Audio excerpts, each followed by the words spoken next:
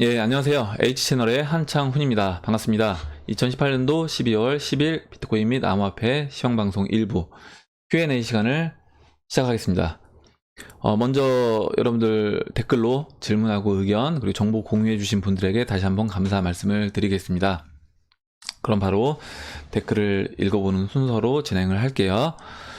예, 구름청사님이 이제 적어주셨고, 이제 최근 이제 상황에 대해서 지금 최근 안 좋은 상황에 대해서 일단 언급을 해 주시고, 그 다음에 이제 제가 중간 부분부터 읽어보도록 하겠습니다. 사람들 즉 3,000달러, 1,500달러에서 기다리고 있다고 하는데 이 안 좋은 상황이면 벌써 그 가격에 있어야 하는데 그 가격이 현재 가격이 아닌가 합니다.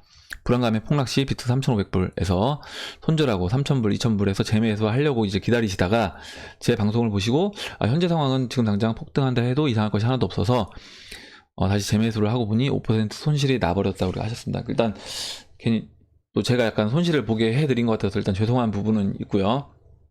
근데 이제 코인 시장을 믿는다고 하면 지금 코인이 없어서 더 떨어지기를 기다리는 불안감도 있다는 거죠. 가지고 있는 코인이 떨어지는 것보다 더 불안하더군요. 예, 이렇게 이제 얘기를 해주셨습니다. 제가 이 부분에 대해서 이제 여기 이제 글을 썼는데, 일단은 그거예요. 그러니까 포지션이 없는 부분도 불안하다는 거죠. 왜냐면 우리가 결국에 이제 제 방송을 보시는 분들은 제가 달러 가치가 앞으로 이제 영원으로 수렴할 거다. 이렇게 이제 달러가 없어진다는 얘기가 아니에요. 이따 제가 또 말씀드리겠지만 달러가 당장 없어진다 이 얘기 아니라 달러 가치가 이제 0으로 갈 것이다 라는 겁니다. 그러면 야, 어떻게 0으로 갈 수 있냐? 이미 95% 가치는 달러의 가치는 떨어졌습니다. 이미 95% 가치가 떨어지고 그 마지막 남은 5%의 가치가 저는 이제 점점 소멸이 될 것이다 라고 보고 있는 겁니다. 뭐 지금 100% 달러 가치가 당장 0으로 간다 이 얘기가 아니라 이미 95% 달러의 가치는 떨어진 상황이고 거기서 5% 남은 달러의 가치도 화폐가 달러가 너무 많이 발행되었기 때문에 달러 가치는 영원으로 수렴이 될 것이다 라고 보고 있고, 그렇다라고 하면 결국에 저는 이제 그런 지금 우리가 쓰고 있는 이 화폐를 믿지 못하고 있기 때문에 신용화폐를 결과적으로 그러면 제가 이제 이 신용화폐를 믿지 못하는 상황에서 어떤 자산을 찾아야 되겠냐는 거죠. 그러면 결국에 예전 같은 경우는 이제 금이나 은, 그리고 이제 지금은 저는 금하고 은도 물론 일정 부분 포트폴리오에 둘 필요가 있지만 금, 은보다는 저는 이제 암호화폐 쪽이 좀 더 수익률이 좋아 보인다 이렇게 이제 말씀을 드리겠습니다. 일단 그러면 이거에 포지션이 없는 것도, 왜냐면 포지션이 없는 것도 그것도 이제 불안하다는 거죠. 이 신용화폐를 우리가 지금 현재 사용하고 있는 화폐를 믿지 못하기 때문에 그것도 불안합니다. 그러면 일정 부분 포지션을 채워놓는 게 이제 안정감을 주는 거죠. 그리고 여기에서 이런 거예요. 뭐냐면 또 더 빠지는 부분도 우리가 고민을 해봐야 되는 거예요. 더 빠졌을 때 내가 대처할 수단이 있는가? 그러면 더 빠졌을 때 대처할 수단이 있으려면 당연히 여유 자금이 있어야 되겠죠. 아니면 일정 부분 매달 뭐 내가 월급을 통해서 일정 부분 돈이 들어오면서 그 돈으로 추가적으로 매입을 할 수 있는 돈들이 있어야 됩니다. 그래야지 빠져도 뭐 더 싸게 살 수 있는 기회구나. 어차피 이제 나중에 시장이 좋아지면 올라갈 확신이 있다고 하면 빠졌을 때도 땡큐 하고 이제 살 수 있는 겁니다. 그렇기 때문에 일단 그리고 이거예요. 뭐냐면 지금 이제 비트코인 이 가격이 제가 이제 한번 차트를 보여드릴게요. 현재 가격이 3,600불입니다. 3,600불이고 지금 이 차트는 제가 좀 더 제가 기존에 그렸던 차트가 아니라 제가 이제 어제 찰리리가 했던 그걸로 이제 가격으로 그랬어요. 왜 그렇게 했냐면 좀 더 이제 보수적인 관점에서 보기 위해서 이제 그렇게 했습니다. 그러니까 제가 했던 거는 이 각도였어요. 좀 더 상승 각도가 이제 가파른 거죠. 제가 예전에 그랬던 채널은 상승 각도가 좀 더 가파른 거고, 지금 제가 찰리리가 이야기한 그 시나리오대로 했을 때 그 각도로 했습니다. 그렇다라고 하면 한번 보세요. 일단 여기서 빠졌을 때 리스크는 지금 보시면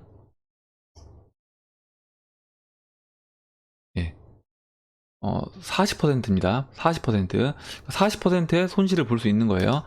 그럼 이제 올라간다고 하면 수익은 얼마를 볼 수 있느냐? 수익은 올라간다고 하면 채널 상단부, 당장 만약 채널 상단부까지 올라간다라고 했을 때 수익은 1000%를 기대할 수 있습니다. 그렇다고 하면 제가 이제 만약에 보수적인 좀 관점에서 찰리리 이 채널로 보고 이 채널 하단부로 갔을 때 내가 손실 볼 부분은 40%, 채널 상단부로 갔을 때 내가 기대할 수 있는 수익은 1000%라고 하면, 그렇다고 하면 당연히 이제 기대 수익이 높은 거잖아요.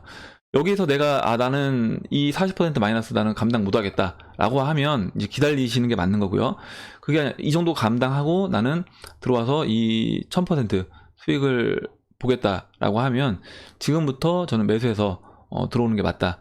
그래서 물론 여기서 나는 6,000달러까지만 보고 들어오겠다라고 하면 그럼 지금 들어오시면 안 되겠죠. 리스크가 너무 큰 거잖아요.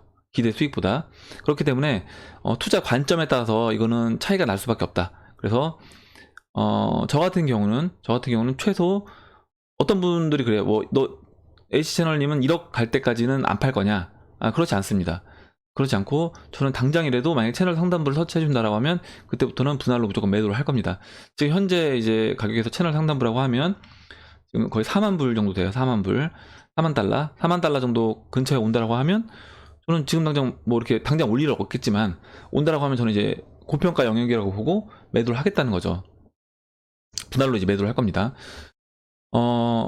그러니까 이제 내가 이 관점을 내가 기대하고 있는 기대 수익의 관점에 따라서 여러분들이 그 시장에 진입 비중이라든가 진입을 내가 어느 타이밍에 할 것인가 라든가 그런 부분까지 다 여러분들의 목표 가격에 따라서 이건 달라질 수 있다. 저 같은 경우는 채널 상단부를 목표로 하고 있기 때문에 그 가격이 올 때까지는 일단은 홀딩을 할 거고, 그 가격을 본다라고 하면 현재 가격은 이제 싼 거다라고 생각해서 만약 여기서 추가적으로 하락을 한다라고 하더라도 제가 이제 뭐 트레이딩 하든 원화책으로 하든 그 돈으로 저는 계속 매수하는 관점으로 접근을 하고 있는 겁니다. 예, 그래서 이제 그 부분을 설명을 드렸어요. 그러니까 이거는 이제 투자 관점에 따라서 어떤 분들은 난 5% 10% 손실도 난 감당 못 하겠다라고 하는 분들은 더 기다리셔야 되는 거죠. 더 보수적인 관점에서 기다리셔야 되는 거고, 저같이 이제 기대 수익을 좀 높게 잡으시고 시장을 바라보시는 분들은 지금부터 계속 이제 매입을 하시면 되는 거고, 그리고 이제 제가 이제 한 가지 말씀드리고 싶은 건 뭐냐면, 항상 여러분들이 그 포트폴리오를 짜실 때, 자금 관리를 하실 때 어떤 마음으로 하시면 가장 좋냐면, 올라도 좋고 빠져도 좋고 제자리에 있어도 좋은 이 상황으로, 그러니까 여러분들이 그 포트폴리오를 자산을 짜시는 게 좋다. 무슨 얘기냐면, 올라도 좋다는 얘기는 뭐냐면 일정 부분 아까 말씀드렸던 것처럼 암호화폐 자산을 갖고 있는 거죠. 그리고 빠져도 좋다라는 거는 일정 부분 현금을 갖고 있다는 겁니다. 빠졌을 때 추가적으로 내가 살 수 있는 현금. 그리고 횡보해도 좋다. 횡보해도 좋은 건 뭐예요? 제가 횡보하는 동안 트레이딩을 하든가 아니면 지속적으로 들어오는 원화를 통해서 추가적으로 암호화폐를 이 가격에서 사든가 아니면 뭐 퀀텀이라든가 네오라든가 이런 그 포스 돌릴 수 있는, 뭐 스테이킹 할 수 있는, 아니면 이제 뭐 그 이자를 지급해주는 방법의 그런 것들도 있습니다. 그래서 여러 가지 이제 홀딩만 하고 있어도 일정 부분 코인을 받을 수 있는 것들이 있어요. 그러면 그런 거를 이용해서 여러분들이 가만히 있어도 추가적인 어떤 수익이 생길 수 있게끔 포지션을 짜 놓으시면, 그러면 어떻게 보면 모두 해피한 경우죠. 예, 모두 즐거운 경우입니다. 지금 이 싼 가격대도 싸게 살 수 있기 때문에 굳이 우울해할 필요가 없고, 야, 이렇게 싸게 살 수 있는 기회를 나한테 줘서 좋다, 이런 식으로 생각을 할 수 있는 겁니다. 어차피 상황은 똑같은 것이고요. 그래서 이제 그 부분을 좀 말씀을 드렸습니다. 예, 그리고 그 다음에 이제 구름청사님이 이따가 또 하나 글을 써주셨는데, 그 글을 보고 느낀 건 뭐냐면, 일단 이거예요. 그러니까 앞으로 시장이 좀 더 좋아질 때까지 당분간 이 시장을 떠나 있겠다라고 하셨어요. 이것도 하나의 좋은 방법이에요. 뭐냐면 내가 포트폴리오를 딱 짰어요. 짜놓고 이거에 대해서 매일 이제 스트레스 받으시는 분들이 있습니다. 우리가 부동산 시장은 사실 여러분들 매일 부동산 가셔서 우리 뭐 제가 산 아파트 얼마 됐어요? 이렇게 안 물어보시잖아요. 안 물어보시고 확인도 안 합니다. 거의 대부분. 내가 실제 어떤 매매를 하거나 그럴 때가 아니라고 하면. 근데 암호화폐라든가 주식 같은 경우는 매일 내가 시세를 확인할 수 있어요. 그렇기 때문에 이거를 매일 시세를 확인하면서 그 부분에 따라서 이제 스트레스를 받고 있습니다, 사람들이. 그래서 여러분이 만약에 이제 여러분 이제 본인이 본인 성격을 잘 아시잖아요. 그래서 내가 이런 어떤 그 현재 금액에 따라서 평가액을 볼 때마다 스트레스를 받는다고 하시면 아예 차라리 시장에서 좀 떨어지시는 것도, 떨어져 있다가 나중에 시간이 지나서 뉴스에서 암호화폐 시장이 많이 올랐다, 그런 뉴스가 나왔을 때 그때 이제 지갑을 열어보시고 그때 이제 매도를 준비하시는 것도 한 가지 방법이 될 수 있겠습니다. 예. 이렇게 이제 말씀을 드리고, 예, 좋은 글 써주셔서 감사합니다. 그리고 그 다음 글 보도록 할게요. 예, 충선이 님이 써주셨는데요. 이더리움 콘스탄티가 내년 1월에 활성화 된다는데 이게 어떤 의미인지 궁금합니다. 좋은 소식인가요? 이렇게 이제 써주셨습니다. 일단 이더리움 같은 경우는 현재는 지금 POW 채굴 방식이에요. 그러니까 비트코인하고 똑같죠. 근데 이게 이제 포스로 전환이 됩니다. 지분 증명 방식으로 포스로 전환이 되고, 콘스탄티노플 하드포크라고 하면 이거는 이제 중간 과정에 있다라고 보시면 돼요. 그러니까 뭐냐면 채굴에 대한 보상을 좀 낮추는 거죠. 그러니까 POW에서 바로 POS로 전환하는 것이 아니라 일정 부분 POW를 하면서 POS로 전환을 좀 더 용이하게 하는 겁니다. 당장 한 번에 POW에서 POS로 전환한다라고 하시면 어떻겠어요? 채굴업자들이 채굴 장비로 이더리움을 사고 있는데 반발이 심하겠죠. 그렇기 때문에 그 부분을 이제 서서히 준비하고 그 중간 과정이라고 보시면 되겠습니다. 그래서 일정 부분 보상을 낮춰가지고 채굴자들이 채굴을 이제 진짜 채굴할 사람들만 좀 남게 하고 일정 부분 채굴을 정리할 수 있게끔 시간을 주는 거죠. 그렇게 하고 그 다음에 이거를 이제 POS로 일정 부분 전환을 하는 겁니다. POS 방식으로 전환이 되면 이더리움을 홀딩하는 사람들이 많아질 테고, 저는 이제 이게 어찌 보면 이제 가격 상승 요인이 될 수 있다라고 보고 있습니다. 그 예전에 원래 이제 이더리움 같은 경우는 그 포스에서 뭐 이더리움을 1000개 이상 홀딩한 사람들한테만 그 이자를 준다라고 했는데, 근데 이제 이 부분에서 아마 35개인가 그걸로 낮아진 걸로 알고 있어요. 그래서 물론 지금 35개라고 하면 그렇게 큰 돈이 아닐 수 있지만, 만약에 이더리움이 전고점을 넘어서 진짜 500만원, 뭐 1000만원 된다라고 했을 때, 그때 35개면 적은 돈이 아닌 거예요. 3억 5천만, 1000만원이라고 하면 3억 5천만 원인 겁니다. 지금이 이제 얼마 안 되지만. 그러면 그렇게 되면, 그걸 갖고 있는 사람들이, 저는 이제 그걸 갖고 있는 사람들한테 이제 이자를 이제 지급해서 주는 거다라고 보고 있고, 근데 그러면 이렇게 됐을 때, 과연 이게 상승 요인으로 작용이 될 것이냐? 일정 부분 될 수도 있지만 안 될 수도 있다. 왜 그러냐면 지금 이제 퀀텀 같은 경우는 처음부터 이제 포스를 했어요. 스테이킹을 했는데 스테이킹을 했음에도 불구하고 실제 시장의 영향을 고스란히 다 받고 있다는 거죠. 오히려 어떻게 보면 다른 알트코인들보다 중국 코인이라는 이유로 더 많이 빠졌습니다. 예. 실제 중국에 이제 회사가 있지도 않은데 중국 코인이라는 이유로 더 많이 빠졌어요. 그래서 이 스테이킹이라고 하는 것이 사실 일정 부분 상승 요인으로 작용이 될 수도 있지만, 그렇다고 해서 저는 단순히 스테이킹만으로는 이 시장이 무조건 해당 코인이 상승한다 이렇게 보기는 쉽지 않다라고 보고 있습니다. 결과적으로 시장 전체의 영향도 당연히 받는 것이고요. 시장 전체의 영향하고 그 해당 코인에 진짜 좋은 덱이 나와서 그 해당 코인 그 덱을 사용하는 유저가 많아진다라고 하면 그때는 안정적으로 가격이 어느 정도 확보가 된다라고 보고 있습니다. 근데 이제까지 뭐 진짜 이 킬러 덱이라고 대중들이 사용하는 킬러 덱이라고 할 만한 코인들은 아직까지 나오지 않았기 때문에 그 부분에서 좀 더 이제 지켜봐야 되겠다라고 생각을 하고 있습니다.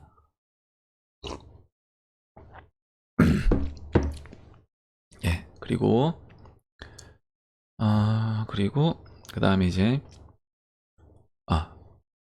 어떤 분이 정모 얘기를 해주셨어요. 제가 지금 정확하게 기억이 안 나는데 댓글에 정모 얘기를 해주셔서 박옥현님도 이제 정모가 기대가 된다 이렇게 얘기를 해주셨는데, 일단 뭐 지금 정모를 하는 거는 좀 그렇고, 제가 나중에 이제 우리가 적어도 전고점 비트코인이 2만 달러 이상 넘어가게 되면 그때 한번 정모를 한번 공지를 올려서 많은 분들이 참여할지는 모르겠지만 한번 하는 방향으로 해보겠습니다. 일단 그러면 정모는 전고점 2만 달러가 넘었을 때 그때 진행을 하는 걸로 하고요. 예, 이렇게 이런 의견이 있었습니다. 그리고 다음 글을 볼게요. 예, 그리고 이제 김만성님이 진짜로 이제 술값하고 담배값 다 여기에 넣고 계시대요. 마지막 신분 올릴 수 있는 사달이라고 생각하시기 때문에 주변 사람들은 정말 저보고 미친놈이라고 그러신다고. 근데 다행히 여기에 저처럼 생각하는 사람이 많으시네요 하고 예, 웃으셨는데, 예, 저는 이거는 진짜 좋은 것 같아요. 뭐냐면 술값하고 담배값을 다 여기에 넣는다고 하면, 이거는 만약에 제가 여자인 입장에서 제 남편이 코인을 하는데, 암호화폐 투자하는데 저는 뭐 반대를 한다라고 했는데, 남편이 자기가 그럼 내가 술하고 담배 안 피는 돈으로만 사겠다라고 하면 이거를 말릴 사람은 없고, 오히려 진짜 저는 너무 좋을 것 같아요. 왜냐면 술도 끊고 담배도 끊고 좋잖아요. 그리고 건강해지고, 일단 코인 자산 쌓아지는 거고요. 어차피 이거는 그냥 내가 건강에 투자했다라고 생각하시면 저는 좋을 것 같습니다. 건강에 투자를 하고 실제 나중에 이게 또 빛을 볼 수도 있는 거고요. 그렇기 때문에 이거는 굉장히 잘 하시는 것 같아요. 그리고 미친놈 소리를 좀 더 들어야지 된다라고 보고 있습니다.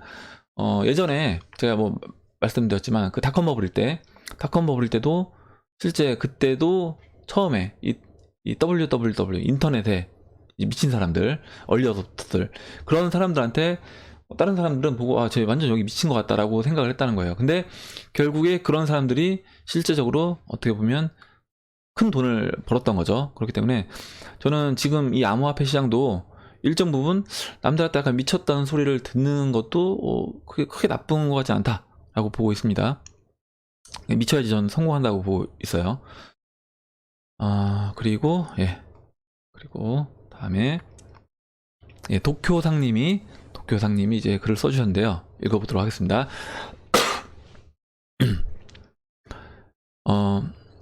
어제 동영상을 보면서 궁금한 점이 있어 댓글을 남깁니다. 미국이 중국의 금융시장과 암호화폐 시장을 열게 하고, 나아가 신흥국들 반미 친중 국가들에게도 암호화폐 시장을 열게 할 목적으로 원유와 강달러 정책을 펼친다고 했습니다. 그래서 베네수엘라, 아르헨티나, 터키 같은 국가를 예로 드셨고, 앞으로도 많은 국가들이 암호화폐를 사용하게 된다고 하셨는데, 그렇게 되면 미국은 손해를 보는 것이 아닌가요? 미국이 지금까지 세계 1위의 지위를 누리는 것이 달러가 기축통화이기 때문인데, 수많은 국가가 암호화폐를 사용하게 되면 달러가 기축통화로서의 지위를 잃게 되진 않을까요? 이렇게 이제 질문을 해주셨습니다. 일단 제가 쓴 글을 한번 읽어보면서 설명을 드릴게요. 달러의 가치가 저는 이제 이전된다고 보죠. 달러 가치가 0으로 가면서 어디론가 이전이 됩니다. 예전에는 금이나 은으로 이제 이전이 됐죠. 그러니까 달러 말고 그 전에 화폐들, 항상 화폐는 이제까지 천년 역사 동안 뭐든지 다 0으로 수렴을 했는데, 그 화폐들이 0으로 수렴되는 과정에서는 금과 은으로 일단 회귀가 됐었다. 가치가 됐다는 겁니다. 그러면 지금은 이제 금, 은 아니면 저는 이제 암호화폐라고 보고 있는 거예요. 그러면 이 달러의 가치가 이전되는 과정에서 달러는 다른 통화보다는 더 강한 힘을 유지한 상태에서 저는 이전된다고 보고 있습니다. 금이나 은으로 이제 금, 은 또는 암호화폐 이전이 될 건데, 그 과정에서 제가 강달러 기조는 계속 유지가 될 거다. 그 얘기는 뭐냐면 다른 나라 화폐들은 더 빨리 그 힘을 잃을 수밖에 없다라고 보고 있는 겁니다.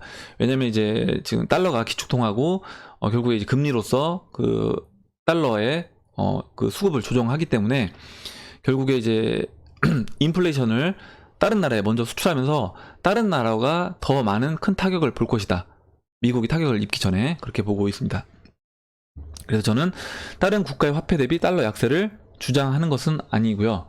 결국 그러니까 미국이 힘을 잃는다고 보는 것도 아니죠. 그리고 달러의 힘을 갖고 있는 것은 정확히 보면 미국 정부가 아니라 FRB입니다. FRB. 제가 이제 지난번에 이제 보여드렸던 결국에 그 연방 준비제도 FRB, FED라고도 하는데, 이 FRB가 연방준비은행을 국립은행이라고 오해하지만 사실은 사립은행이며 JP모건 등 사립은행들이 지분을 100% 소유하고 있으며 미국 정부는 약간의 지분도 소유하고 있지 않다.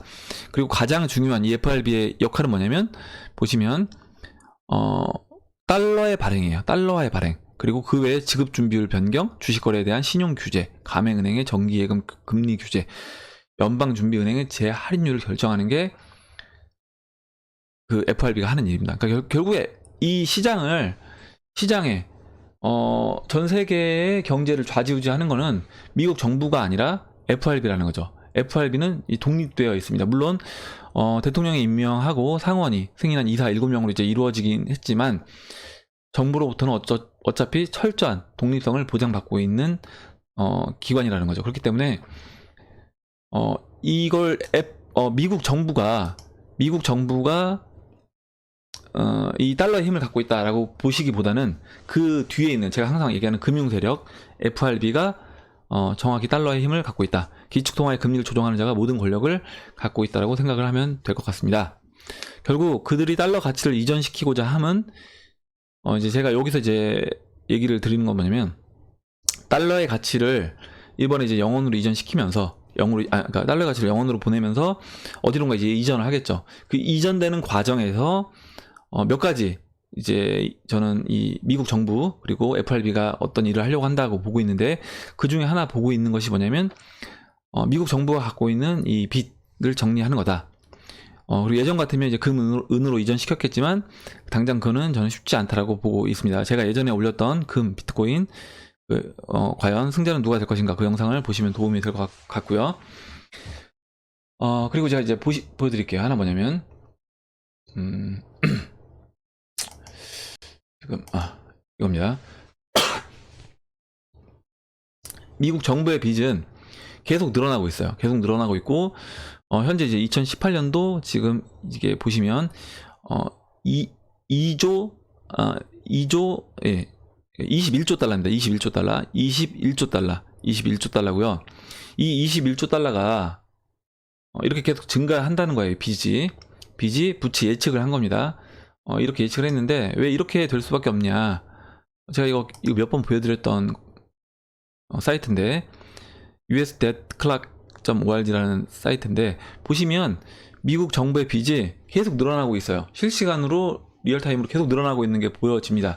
그래서 이걸 보면 미국 정부의 빚은 지금 1년에 거의 이제 1조 달러씩 증가합니다. 지금 보시면 이제 21조 달러인데 계속 자릿수가 계속 늘어나죠. 5, 6, 7, 8 계속 늘어나고 있습니다.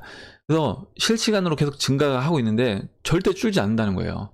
절대 줄지 않고 계속 증가한다. 매년 1조 달러씩 지금 이자가 어떻게 보면 붙는 겁니다. 그래서 이 늘어나는 이 빚을 정리를 할 수가 없다. 예. 정리할 수 없고 보시면 이렇게 시간이 지나면 지날수록 계속 늘어나는 거예요. 계속 늘어나는 겁니다. 지금도 1년에 늘어나는 빚이 1조 달러라고 했는데 앞으로 이제 이게 뭐 33조 달러까지 가면 더 심해지겠죠. 더 심해질 겁니다. 그렇기 때문에 결국에 이 천문학적인 이 빚은 어떻게 처리가 되어야 될 것이냐. 저는 달러 가치가 영원으로 수렴되면서 그러니까 영원으로 수렴된다는 게 결국에 어디로 이전된다라는 겁니다. 그 이전되면서 그 이전되는 과정에서 이 미국 정부의 빚도 저는 정리가 될 것이다 라고 보고 있습니다. 지금 21조 달러고 비트코인 개수는 2100만 개입니다. 예. 그리고 이렇게 보면 되고요. 결국 이제 금이나 은으로도 갈 수는 있어요. 있는데 제가 이제 그 금이나 은으로 가는 게 쉽지 않다라고 이제 보는 이유가 있습니다. 금은 원래는 이제 미국 정부가 많이 갖고 있었는데 지금 이제 금값이 보시면 고점을 찍고 눌러놓은 상태에서 횡보를 하고 있는데 그 사이에 금을 이제 매집한 나라가 결국에 중국이 주도적으로 매집을 했습니다. 금을 러시아랑 보시면 지금 2018년도 현재 이제 금을 많이 갖고 있는 보유하고 있는 나라인데 10위가 인도고요. 560톤.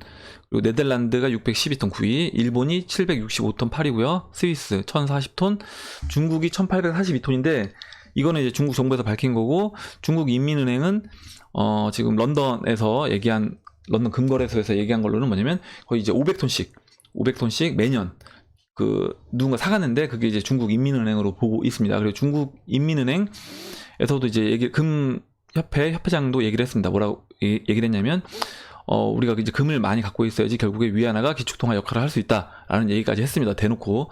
그렇기 때문에 그런 걸 봤을 때 중국은 훨씬 많은 지금 금을 갖고 있을 거다. 그리고 중국 부자들이 금을 개별적으로 금 실물 자산을 굉장히 많이 샀다고 합니다. 그렇기 때문에 지금 중국이 갖고 있는 1800톤, 그리고 러시아가 거의 2000톤 갖고 있고요. 그 다음에 프랑스 2400톤, 이탈리아 2400톤, 독일 3300톤이에요. 그럼 보시면 독일하고 이탈리아, 프랑스 세 나라를 합치면 거의 이제 미국이 보유하고 있는 것과 맞먹습니다. 그러면 미국 입장에서 달러 가치를 금으로 이전시킨다고 했을 때는 결국에 유로존, 아까 보셨던 프랑스, 독일, 이탈리아, 유로존에 힘을 주는 꼴이 되는 거예요. 그리고 또 한편으로는 지금 중국하고 러시아한테도 힘을 실어주는 겁니다. 그렇기 때문에 저는 이번에는 금과 은으로 이 달러 가치가 이전되는, 물론 일정 부분은 저도 이전된다고 봐요. 일정 부분은. 근데 그 비율이 예전 같으면 다 금과 은으로 갔겠지만 지금은 다 금과 은으로 가기에는 가는 거는 쉽지 않다라고 보고 있고, 물론 일정 부분 가겠지만 결국에 금값이 올라가지 않았던 이유, 그리고 중국이라든가 러시아가 이 금을 매집할 수 있게끔 금값을 그냥 어느 정도 가격대에서 유지시켜줬던 그 이유가 뭐냐는 거죠. 몇 년 전에 보시면 우리나라 홈쇼핑에서도 금을 엄청 팔았습니다. 금을 엄청 팔았어요. 그때 왜 팔았겠어요? 그때 어떻게 보면 그냥 일반 대중들한테 금을 넘긴 거예요. 저는 그렇게 보고 있습니다. 그 금을 이제 우리가 보면 펀드 같은 거 시중 광고라든가 아니면 뭐 은행 창구에서 뭐 증권사에서 펀드를 개인 대중들한테 엄청 많이 팔 때가 있습니다. 그 경우는 뭐냐면 거의 대부분 그때가 그 상품에 어느 정도 꼭지이거나 아니면 그 상품은 당분간 오르기가 오히려 쉽지 않다라고 보고 있습니다. 그래서 이 부분도 그렇게 보고 있어요. 그래서 금과 은으로 가기는 쉽지 않다라고 보고 있습니다. 그리고 미국이 이 지위를 잃지 않겠냐, 암호화폐로 갔을 때. 예전에 보시면 작년까지만 해도 그 중국이 거래소와 그리고 이제 위안화로 암호화폐를 살 수 있었을 때는 중국의 영향력이 꽤 컸습니다. 그리고 올해 연말에 중국의 영향력이 좀 시들해지면서 중국이 이제 ICO랑 금지를 시켰죠. 거래소들 다 퇴출시키고, 그러면서 중국 영향력이 좀 줄었습니다. 그때 그 당시에는 또 우리나라 거래소들이 보면 이제 상위 거래소에 랭킹이 돼 있었어요. 그리고 그 다음에 이제 일본이 또 이제 상위 랭킹 돼 있었고, 현재는 어떠냐? 현재는 거래소들이 이제 일본하고 미국 거래소가 상위 랭킹이 돼 있습니다. 그리고 실제 그 거래되고 있는 화폐도 달러와 엔화가 제일 커요. 이제 이게 무슨 얘기냐면 제가 말씀드리고 싶은 거는, 미국이 지금 이제 코인힐스 들어가시면 지금 국가 통화별 비트코인 거래량이 나와 있습니다. 보시면 지금 달러로 이제 거래되는 게 47.28%고요. 그 다음에 엔화로 거래되는 게 41.25%예요. 나머지는 이제 그 외에는 얼마 안 되는 거죠. 그 외에 해봤자 이제 11.47%고, 그 중에 우리나라가 이제 7% 정도 되고요. 뭐 유로화 이렇게 쭉 있습니다. 그런데 보시면 결국에 뭐예요?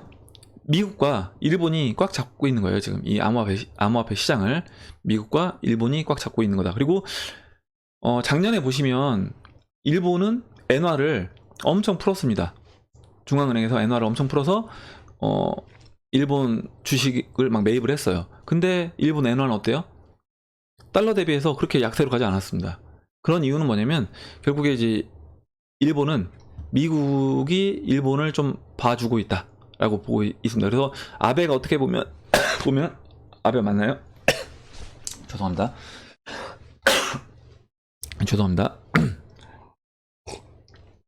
일본의 총리가 뭐 아베 총리가 됐든 다른 총리가 됐든 미국한테 찍소리 못하는 게 사실 이 부분이에요. 미국이 일본의 뒤를 봐주고 있다는 거죠. 봐주고 있기 때문에. 그리고 그 잃어버린 20년 동안 일본은 한 번 대들었다가 호되게 당했습니다. 당했기 때문에 어떻게 보면 그냥 형님이 하라고 하면 형님 알겠습니다 하고 이제 말을 듣는 거죠. 형님 편에 딱 붙어가지고 완전 오른팔이죠. 그렇기 때문에 미국이 이렇게 저는 일본을 봐주고 있다라고 보고 있습니다. 그리고 실제 이런 자료를 보면 이렇게 나오는 거고, 거래소도 마찬가지예요. 거래소도 보면 이제 일본하고 미국 거래소가 비트플라이어와 비트맥스, 이제 우리나라 이제 빗썸이 3위 있긴 한데, 이렇게 이제 미국하고 일본 거래소가 상위 1, 2위를 차지하고 있다. 예전에 안 그랬거든요. 그러니까 작년만 해도 그러지 않았습니다. 뭐 우리나라 거래소라든가, 우리나라 거래소가 상위 5위 안에 막 3개 있고 이랬어요. 그리고 중국 거래소들이 이제 상위에 포진돼 있었는데, 이게 어느 순간 바뀌었다는 거죠.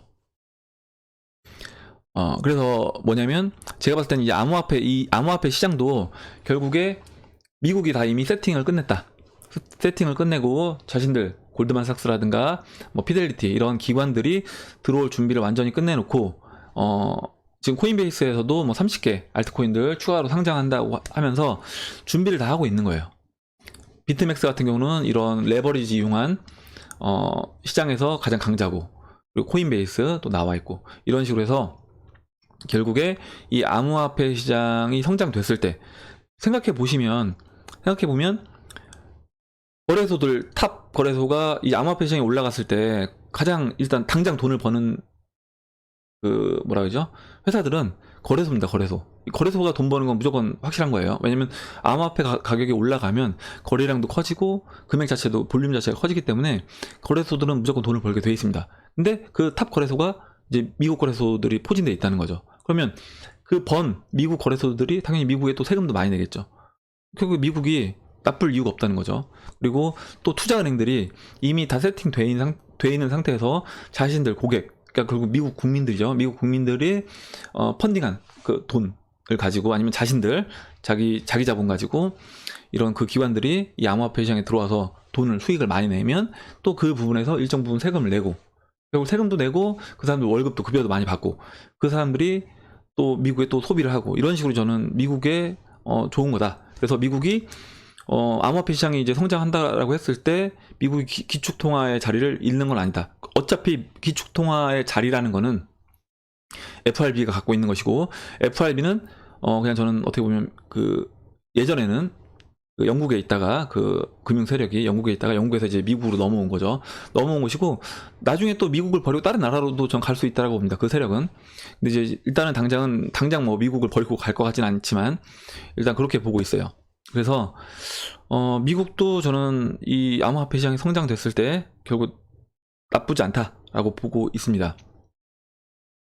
그리고 이제 또 이따가 추가적으로 또 설명드릴 부분이 있어서 이렇게 하고 넘어가도록 하겠습니다. 그리고 예, 그 릴펌프님이 글을 써주셨어요. 뭐냐면 이제 찰리리든 누구든 뭐 이렇게 간다라고 했는데, 결국에 오히려 3K까지 빠졌다. $3,000. 유명인들이 개미들 존버라고 하는데 계속 가격이 언급하는 듯이 보이네요. 오히려 3,000원까지 떨어질 수도 있습니다. 위로 3억 3천까지라고 하면 밑으로는 3,000원이 불가능한 건 아니죠. 조심해야 하세요. 뭐 선동하지 마시고. 예, 선동하지 않겠습니다. 일단 이렇게 얘기를 해주셨는데, 일단 이렇게 생각하실 수 있어요. 그러니까 뭐냐면, 당연히 저는 암호화폐에 대해서 영원으로 갈 거다. 그리고 아니면 아예 관심이 없거나, 이 암호화폐 시장에 관심이 없거나 암호화폐 시장은 망할 거다라고 생각하는 분들 계십니다. 본인이 선택하면 되는 거예요. 아니 뭐냐면, 암호화폐가 영원으로 갈 게 나는 확실해요. 내가 영원으로 갈 게 내가 확신을 한다고 하면 선물 매도 때리면 되는 겁니다. 암호화폐 비트맥스 가셔서 매도하시면 되는 거예요. 매도 포지션 취해서 그 수익 취하시면 되는 겁니다. 그렇게 하면 되는 거고, 그러니까 저는 뭐냐면, 내가 그리고 이제 이런 거예요. 뭐냐면, 내가 만약에 저는 이제 암호화폐 시장을 믿어요. 암호화폐 시장이 성장될 거라고 저는 믿고 있습니다. 믿고 있으니까 당연히 저는 지금 가격에서 사는 거예요. 저는 3,000원이 아니라 100만 원대 또 살 거예요. 네. 이 시장이 지금 이 시장에 참여하고 있는 개발자들, 그리고 이 시장에 참여하려고 준비하고 있는 기관들이 우리 앞으로 개발 다 안 하고, 기관들이나 우리 참여도 다 그러니까 철수하겠다, 참여 안 하겠다, 정부에서도 다 이제 완전 니라 무조건 하지 마라, 이런 식으로 규제가 나온다라고 하면, 저도 그럼 이제 그때는 고민을 해보겠죠. 이거 진짜 이제 안 되나 보다 하고 정리를 하겠지만, 지금 그 사람들이 다 들어오려고 준비를 하고 있으니까 저는 그 부분에 대해서 그 기사라든가 제가 봤던 정보들을 믿고 이 시장에 투자를 하고 있는 겁니다. 그래서 그냥 이게 선동이라고 보지 마시고, 그냥 이런 사람들의 이런 의견이 있다, 그리고 나는 이렇게 생각한다, 그러면 그 의견을 저는 이제 좀 존중을 해줘야 된다라고 보고 있습니다. 네, 그래서 물론 제가 당연히 저는 이제 이렇게 릴 펌프님처럼 이렇게 생각하실 수 있다라고 저는 생각을 해요. 당연히 이거는 뭐 이렇게 생각하는 사람이 있기 때문에 이 시장에서 계속 저는 매도가 시장이 일어나고 있다라고 보고 있기 때문에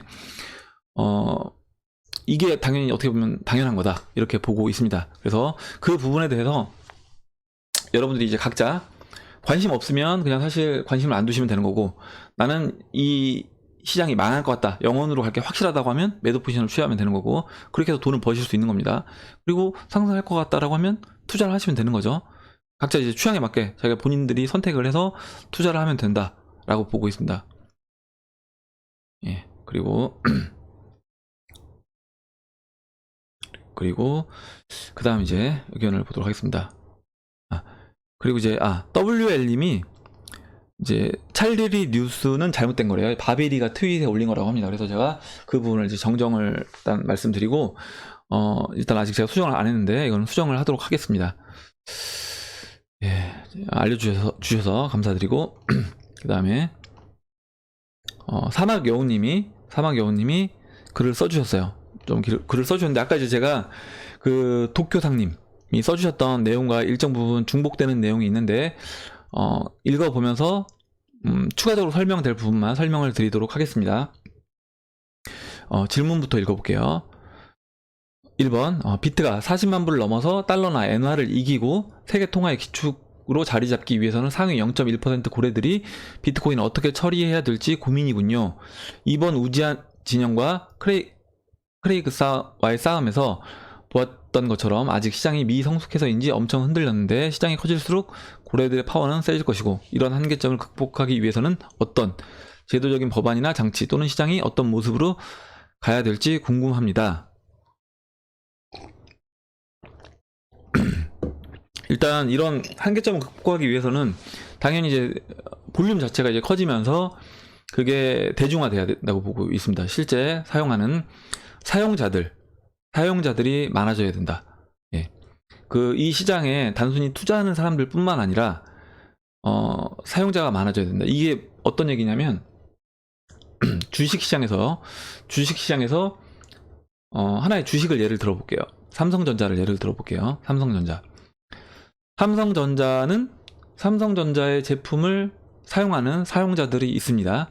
그리고 제품을 만드는 회사가 있죠. 개발자들도 있고. 그리고 삼성전자라는 회사를 투자의 관점에서 보는 투자자들도 있습니다.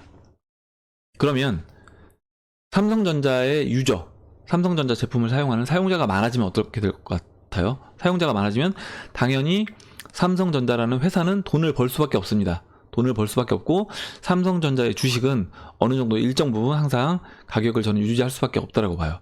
매년 삼성전자가 매년 몇 조씩 돈을 벌어간다. 그리고 그 벌어가는 돈이 일정하게 항상 유지가 된다. 그래서 그 돈을 투자자들한테 배당을 한다라고 보면 당연히 그 삼성전자의 주식 가격은 일정 가격을 유지할 수 있습니다. 왜냐하면 유저가 그만큼 있기 때문에. 저는 그렇게 보고 있어요. 암호화폐 시장도 뭐냐면 비트코인, 이더리움, 이오스도 마찬가지고 리플도 마찬가지고, 이 사용하는 사람들, 유저가 많아진 만큼 저는 투자자들 입장에서 봤을 때는 그 가격이 어느 정도 일정 부분 유지되는, 변동성이 좀 완화되면서 어느 정도 가격이 일정 가격 이하에서는 잘 빠지지 않는 하방 경직성을 저는 보일 것이다 라고 보고 있습니다.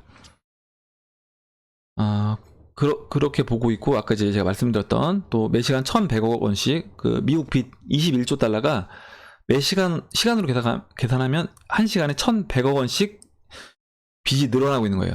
그리고 이 빚은 달러 가치를 어디론가 이전시키고, 그로 인해 처리하지 않는 이상 영원히 갚을 수 없다라고 보고 있습니다. 그래서 저는 그 빚을 갚는 부분에 있어서 암호화폐가 일정 부분 그 역할을 할 것으로 보고 있습니다. 그리고 저도 두 번째, 이제 제가 예측한 거와 같이 세계 경제 위기가 올 것으로 예측하는데요. 그 시기는 2019년 말입니다. 10년물과 2년물 장단기 금리차 역전이 이후 미중 무역 본격 진행, 금리 인상으로 인한 세계 경제 위기, 이렇게 쭉 보신다는 거예요. 미국은 채권시장 만기를 갚을 능력도 없고, 여기에 따른 대폭풍을 어떻게 잠재우게 될까요? 달러의 기축 지위가 흔들릴지 아니면 2008년 서프라임 모기지 사태를 이겨낸 방법처럼 본원 통화량의 4배 이상을 찍어내서 막아낼지 이런 무한한 양적 완화, 초인플레이션을 발생시킬 것이라고 봅니다. 찰리리의 말처럼 2021년 말에는 비트를 팔고도 미국 정부가 경제 위기를 이겨내기 위해 양적 완화를 한다면 제로금리 영향으로 2021년 말 40만 불 이후 2022년 말 다시 하락을 하고 전고점 돌파까지 기간이 더욱 짧아지지 않을까 합니다. 이유는 이런 초인플레이션 사태에서 자기 자본을 지킬 수 있는 가장 간편하고 쉬운 방법이 이제 비트코인이지 않을까 합니다. 금의 지위를 뺏어오는 것이죠. 많은 자산을 인터넷 금이 비트코인으로 바꿔 자기 자산을 지키는 자산으로 인정받는 날이 오길 바랍니다. 예, 이 부분에 대해서 예, 저도 이제 다 동의합니다. 동의하고 물론 이런 시기라든가 이런 부분은 저도 정확하게 예측은 못하겠어요. 예측은 못하겠지만 일단은 지금 제가 지난 영상에서 이제 말씀드렸던 것처럼 그 2년물, 10년물 그리고 이제 3년, 5년물 같은 경우는 이미 역전됐죠. 장단기 금리차가 역전이 됐습니다.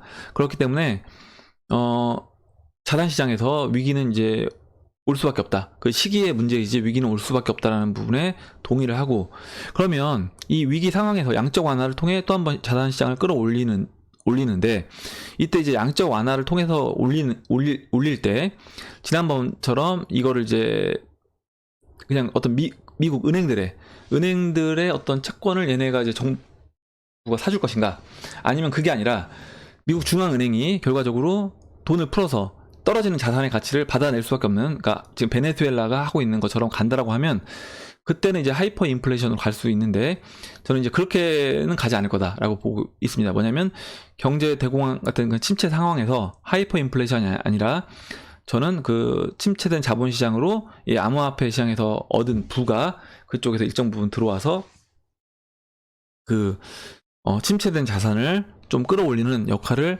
해줄 것이라고 이제 보고 있습니다. 그리고 이제 아까 이제 말씀드렸던 거 도쿄상님 질문에서 말씀드렸던 것처럼 뭐냐면 암호화폐 시장에서 그 자본이 미국 정부에 이제 빚을 갚는다고 하면 어쨌든 미국 정부가 21조에 달하는 빚을 갚는 동안 만약 비트로 갚는다고 하면 결국 비트는 다시 FRB 손으로 들어가게 되는 거죠. 예. 이제 이 부분에 대해서는 어떤 식으로 이제 진행이 될지는 저도 이제 아직까지 그림이 그려지진 않는데 일단 이런 식으로 진행이 될 수도 있다라고 보고 있는 겁니다. 그리고 이제 하이퍼 인플레이션으로 간다라고 하는 거는 지금 이거는 이제 베네수엘라 주식시장 차트예요. 지금 이게 주봉이거든요. 주봉인데 이렇게 올랐습니다. 이렇게 올랐어요. 보시면 로그를 적용하면 이 로그를 적용하면 이렇게 올랐어요. 월봉으로 보시면 예, 이렇게 하다가 지금 마지막에 빠진 것처럼 돼 있는데 지금 이렇게 계속 이 월봉으로 체크돼서 이런 거고요. 계속 올랐습니다. 계속 올랐는데 이렇게 이 지금 베네수엘라 주식시장이 이렇게 오를 수 있는 이유가 뭐냐? 예, 오를 수 있는 이유가 뭐냐? 지금 이렇게 올랐습니다. 아까 이제 월봉에서 아까 뭔가 왜곡 현상이 있었던 거고 이렇게 베네수엘라 주식시장이 오르고 있는 건 뭐냐면 결국 이제 베네수엘라에 있는 국가에서 발행하는 채권을 아무도 사주지 않는 거예요. 원래는 뭐 그 국가의 채권을 발행했을 때 국채를 발행했을 때 그걸 이제 국가에 있는 국민들이 산다거나 아니면 뭐 은행이 산다거나 아니면 뭐 외국 자본이 그런 걸 사줘야 됩니다. 근데 베네수엘라 같은 경우는 아무 누구도 일단 국민들이 베네수엘라 정부를 믿지 않고 있기 때문에 사줄 생각을 안 하죠. 당연히 결국에 이제 그 은행에서 돈을 찍어내서 중앙은행에서 돈을 찍어내서 그런 자산들을 다 바친 겁니다. 그 자산들을 계속 매입을 했기 때문에 이렇게 가격이 올라간 것처럼 보이는 거죠. 보이는 겁니다. 실제 그럼 돈은 어떻게 됐냐? 그냥 가장 최악은 돈을 들고 있는 게 가장 최악인 거고요. 아마 이제 베네수엘라 국민들은 자신들이 갖고 있는 돈이 있는 사람들은 빨리 이거를 베네수엘라 주식을 사든지 아니면 달러로 바꾸든지 부동산을 사든지 어떤 자산으로 다 돌려놨을 겁니다. 돌려놨는데 결국 그러면 그렇게 되면서 빈익빈 부익분은 더 심해졌겠죠. 심해지고 그런데 이제 달러를 구하는 건 쉽지 않아요. 달러는 통제를 합니다. 베네수엘라 화폐 자체도 지금 통제를 하고 있는 상황이기 때문에 달러 통제가 심해지고 달러를 시중에 구할 수가 없기 때문에 결과적으로는 그나마 이제 그럼 그들이 해지를 하려고 하면 뭘로 해지해야 되냐? 그나마 이제 주식으로 해지해야 된다는 거죠. 주식으로. 그래서 그 베네수엘라 돈이 나오면 나올수록 무조건 이 주식시장, 자산시장으로 돈이 들어가는 겁니다. 그러면서 이런 주식시장이 말도 안 되는 상승이 일어난 거죠. 지금 776에서 2018년도 한 해만 700에서 40, 지금 거의 50만까지 상승했어. 50만. 계산을 해보면 몇 배 상승한 거냐면, 지금 50만. 700배가 상승한, 700배. 714배가 상승을 한 거예요. 그러니까 이렇게, 당연히 베네수엘라 그냥 돈만 갖고 있던 사람들, 가난한 사람들은 이제 모르니까, 정보가 없으니까 그냥 돈을 갖고 있던 사람들이 있었겠죠. 그 사람들은 가만히 앉은 자리에서 자기 돈이 700분의 1 토막이 난 겁니다. 그나마 이거를 주식시장에 넣는 사람들은 그나마 그 베네수엘라 화폐 가치보다는 700배 올라갔으니까 그나마 어느 정도 해지를 한 거죠. 하지만 이것보다도 사실 화폐 가치 떨어지는 게, 달러 대비 베네수엘라 화폐 가치 떨어지는 건 더 빠르다. 더 빠른 겁니다. 2만 배 떨어졌어요. 올해 한 해만.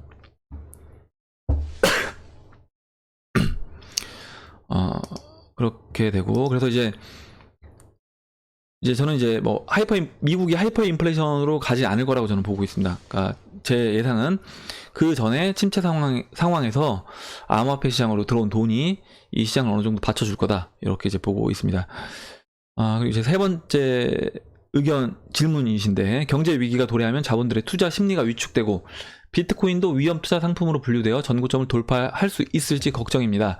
비트코인의 지위가 안정적인 사태에서 경제 위기가 온다면 자산을 지키는 수단으로 더 투자가 되겠지만, 아직 시장이 미성숙한 단계인데 위험 투자 상품으로 분류되어 자본이 더 빠져나가 차트나 흐름이 붕괴되는 건 아닐지 걱정은 됩니다. 제가 이제 그 전에 보여드렸던 자료를 보면 이 시장 자체의 사이즈가 전 세계 주식시장, 그리고 전 세계 이제 베이스머니, 뱅크머니, 그리고 전 세계 이제 부동산 시장, 그리고 이제 파생시장, 이렇게 순서대로 있는데, 암호화폐 시장은 워낙 미비한 거예요. 너무 작은 사이즈입니다, 지금. 그리고 제가 이제 엊그저께 이제 기사에서 보여드렸던 건데, 코인니스에서 이제 이슈 리포트라고 해서 거품 붕괴 비트코인 닷컴 버블과 비교해 보니 라고 해놨고, 2000년대 IT 버블 당시와 단순 수치만 놓고 비교해도 비슷한 결론이 나온다. IT 버블 당시 시장 시총은 6조 7천억 원, 약 7,490조 원, 그리고 지난 20년간 인플레이션 고려해서 40% 상승했다고 하면 9조 달러로 추산이 되는 거예요. 7일 14시 30분 코인마켓캡 기준 암호화폐 시총 규모는 지금 121조 원입니다. 그럼 IT 버블 시총과 비교해서 1.2% 수준인 거예요. 보시면 제가 이제 1.8%라고 했는데, 제가 이제 기억으로 적다 보니까 오차가 있었는데 1.2%입니다. 그러면 뭐냐면, 지금 기존 자본시장 사이즈에 비하면 암호화폐 시장은 정말 작은 사이즈라는 거예요. 그리고 닷컴 버블 시절에만 보다도 1.2%밖에 안 되는 진짜 작은 시장이라는 겁니다. 어떻게 보면 주식시장에 있는 상장된 하나의 종목 사이즈만큼도 안 되는 거예요. 2,000개가 넘는 지금 암호화폐가 상장되어 있는 이 시장 전체가 한 종목 사이즈도 안 된다. 그러면 현재 암호화폐 시장은 기존 주식, 채권, 부동산 시장에서 일부 자금만 나온다고 해도 저는 전고점은 충분히 넘길 수 있는 자금이라고 생각을 합니다. 결국 이제 금융 세력은 일정 부분, 물론 그런 건 있어요. 그러니까 경기가 침체가 된다는 건 뭐냐면, 주식시장에서 돈이 나오고, 그 주식시장이 폭락하면서 결국에 시중에 대중들의 돈이 마릅니다. 마르게 되면 연쇄 반응으로 이제 부동산 시장도 좋아질 수는 없겠죠, 당연히. 왜냐면 사람들이 이제 돈이 없기 때문에, 없는 상황이기 때문에 부동산 가격도 좋을 수는 없습니다. 좋을 수 없는데, 결국에 보시면 이 시장에서 먼저 그 부동산 시장, 그리고 그 주식 시장에서 누군가는 먼저 팔았다는 겁니다. 그럼 세력이 이걸 어떻게 답할 수 있느냐? 세력은, 지금 제가 파생 상품 시장이 제일 크다고 말씀드렸잖아요. 뭐냐면 선물 시장에서 먼저 매도 포지션을 취해놓고 주식을 그때부터 팔기 시작합니다. 팔기 시작하면 주식 팔아서 판 걸로 인해서 일정 부분 수익도 취하고요. 주가가 실제로 내려가면 거기에 주식이 팔면서 마지막에 그 자신이 그 고점에서 먼저 선물 매도를 해놨던 그 포지션, 그거를 그 선물 매도 포지션을 철회하지 않는 이상 계속 선물 매도 포지션을 롤오버해서 계속 넘기게 되면 그 포지션으로 자기가 최종 목적지까지 계속 끌고 내려갈 수 있다는 거예요. 그러면 그 하락폭만큼 다 먹을 수 있는 겁니다. 그래서 파생 시장이 그렇게 크기 때문에 결국에 세력은 만약에 이 시장에서 자신들이 하방으로 배팅을 한다고 하면 서프라임도 마찬가지예요. 서프라임에서도 이미 그 주식시장 붕괴되기 전에 걔네들은 그 옵션 시장이라든가 이런 서프라임에서 이런 파생 시장에서 일정 부분 자신들이 수익 취할 수 있는 부분, 하락했을 때 수익을 취할 수 있는 부분에서 포지션을 이미 다 짜놨다라고 보고 있습니다. 그래서 그 포지션에서 수익 난 걸 가지고 당연히 암호화폐 시장으로 들어온다라고 하면 암호화폐 시장 지금 사이즈 얼마나 작아요. 그 작은 시장에서 사실 전고점 넘기는 거는 저는 뭐 어렵지 않다라고 보고 있습니다. 이렇게 그래서 사망여우님이 질문해 주신 부분 마지막 답변을 드렸고요. 그 다음에 이제 마지막 내용을 읽어보도록 하겠습니다. 마지막 내용. 마지막 내용으로 그리고 이제 제가 댓글 중에 댓글을 아예 안 다는 댓글이 있습니다. 지금 보시면 이 박김구님인가 이분이 이제 글을 쓰셨는데 제가 아예 댓글에 글을 안 달았어요. 아무것도 안 달았는데 일단 저는 우리가 이제 이 온라인상에서 유튜브에서 이제 뭐 시청자와 이제 방송을 하는 사람을 만나고 있지만 기본적으로 저는 이제 기본적으로 내가 다른 의견은 저는 항상 존중합니다. 그리고 다른 의견은 있을 수 있다라고 봐요. 우리가 종교도 다양하고 정치도 극좌가 있고 극우가 있습니다. 다 다른 거예요. 그리고 그 사람들 얘기를 다 들어보면 극좌 얘기도 이 사람들 입장에서 보면 맞는 것 같고 또 극우 입장에서 보면 극우 하는 사람들도 그 나름대로 다 어떤 주장하는 근거가 있는 거예요. 팩트는 하나인데 사실은 하나로 똑같은데 각자 논리가 있습니다. 그런 것처럼 다양한 어떤 사고가 있는 거예요. 그래서 다양한 사고를 전 존중을 합니다. 그런데 다양한 사고를 존중하지만 기본적으로 이제 매너가 없는 아니면 예의가 너무 없는 아니면 아무 의미 없는 그러니까 어떤 그 다양한 의견에 주장은 있는데 주장이 있다고 하더라도 기본적으로 상대방을 깎아내리면서 하는 그런 얘기에는 저는 이제 사실 제가 이거 여러분들 좋은 질문에 대해서 답변하는 거 준비하는 시간도 부족해요. 보면 그 준비하는 시간도 사실 적게 걸리지 않습니다. 그리고 댓글로 다 작성을 해야 되는데 제가 여러분들 좋은 질문해 주신 부분에다 댓글 다는데 에너지를 써야지 부정적인 의견에는 제가 그 부분에 반박할 부분이 있으면 당연히 의견을 쓰죠. 근데 그게 아니라 그냥 어떻게 보면 기본적인 매너가 없는 상태에서 그런 비아냥되는 식의 글들이 있습니다. 그런 글들에 제가 일일이 제 에너지를 쏟는다고 하면 너무 제 에너지가 낭비가 되고 그게 저한테 도움이 전혀 안 된다고 보고 있습니다. 그리고 저는 이렇게 글 써주시는 분들도 사실 이 글을 쓴다고 해서 제 생각이 바뀌진 않습니다. 저는 이 시장에 대해서 확신을 갖고 있기 때문에 제 생각이 바뀌지 않는데 굳이 나쁜 에너지를 여기에 이제 쏟아 부으시면서 제가 글 쓴 거 보니까 굉장히 오래 쓰셨을 것 같은데 그렇게 에너지를 쏟으시면서 하실 필요가 없다. 만약에 본인이 좀 더 그 쏟을 에너지를 다른데 본인이 성장할 수 있는데 저는 쏟으시는 게 맞다라고 본다라고 보고 있습니다. 그래서 만약에 여러분들 이제 댓글을 제가 이제 기준이 있습니다. 제 나름대로 기준이 있는데 일단 욕이 들어간 댓글은 무조건 지웁니다. 욕이 들어간 제 영상에서 만약에 욕을 댓글에 쓰고 싶으신 분들은 일단 욕은 무조건 제가 보이는 즉시 삭제를 합니다. 삭제를 하고 근데 그냥 비아냥되는 댓글은 그냥 그래도 둡니다. 제가. 근데 읽더라도 코멘트는 하지 않아요. 왜냐면 그 코멘트하는 거 자체가 제 에너지 낭비라고 생각하기 때문에 코멘트를 하지 않습니다. 그리고 이제 만약에 제 의견을 듣고 싶다라고 하면 여러분들 이제 기본적으로 우리가 뭐 온라인상을 만나더라도 저는 예의가 필요한 거고 기본적으로 매너가 필요하다고 봅니다. 그래서 그 매너를 갖추셔서 질문을 해주시면 제가 그 부분에 대해서 제가 생각하는 부분을 얘기해 줄 수 있는 부분은 충분히 제가 시간을 투자해서 말씀을 드리겠습니다. 네, 그렇게 그래서 제가 이제 댓글을 다는 기준을 이제 마지막으로 말씀을 드렸고요. 그리고 지금 진진님하고 지난 1년간에 똑같은 의견을 써주셨어요. 지난 1년간의 하락이 매집이 아니라 단순히 설거지가 아니었을까 하는 생각이 듭니다. 이렇게 이제 써주셨습니다. 그리고 또 이제 역린님도 일단 매집이 아니라 고점 설거지 같네요. 우울하네요. 이렇게 써주셨습니다. 근데 이렇게 저도 물론 이렇게 생각하실 수 있어요. 왜냐면 계속 이제 1년 내내 시장이 올라가는 것 같으면 빠지고 올라가는 것 같으면 빠지고 하다 보니까 이제 지칠 수가 있습니다. 투자자들 입장에서 지칠 수가 있는데 저 충분히 그렇게 생각하실 수 있다고 보고 있어요. 충분히 그렇게 생각하실 수 있는데 일단 제가 뭐 지금 여러분들한테 그거 아닙니다. 설거지 아닙니다. 여러분들 이거는 매집한 겁니다. 라고 말씀을 드려도 여러분들이 나 그 부분에 대해서 못 믿겠다라고 하면 이제 드릴 말씀은 없는 거지만 지금 제가 차트 설명 드릴 때 여러분들 보시면 최근에 6,000달러가 깨지면서 거래량이 이제 급증을 하고 있습니다.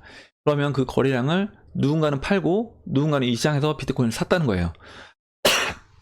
그러면 과연 누가 팔고 누가 샀을까? 그 부분을 한번 생각을 해보세요. 그러면 당연히 산 사람들은 이 시장에 확신을 갖고 있는 사람들입니다. 판 사람들은 당연히 이 시장에 확신이 없거나 아니면 당장에 내가 돈이 필요해서 아니면 이 단기 자금이기 때문에 어쩔 수 없이 매도를 하고 나가야 되는 그런 돈들이라는 거예요. 그래서 지금 이 손바뀜 현상이 저는 일어나고 있는 게 결과적으로 이거를 설거지했다라고는 보지 않는다는 거예요. 여기서 손바뀜이 일어나고 손바뀜이 충분히 일어나면 그때부터 시장은 저는 상승할 거라고 보고 있습니다. 물론 이거는 제 말의 결과는 시간이 지나서 시장이 어느 방향으로 이제 움직이는지 확인이 돼야지 그때 이제 결과가 나오겠지만 저는 이거는 설거지라고 보지 않는다.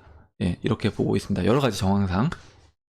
예, 오늘 좀 이렇게 제가 길게 얘기를 했는데 여러분들 일단 오늘 제가 방송 말씀드린 것 중에 여러분들 좀 이해가 안 된다거나 아니면 의견이 다르다거나 이런 부분 있으시면 자유롭게 써주시고 정보 있으시면 공유를 해주시면 감사하겠습니다. 그리고 오늘 이제 댓글로 이제 여러 의견 써주신 분들 다시 한번 감사 말씀드리고요. 그럼 이상으로 2018년도 12월 10일 비트코인 및 암호화폐 시황 방송을 마치도록 하겠습니다. 도움이 되셨다면 좋아요와 구독 버튼 그리고 알림종 버튼을 눌러주세요. 잠시 후에 2부에서 뵙도록 하겠습니다. 감사합니다.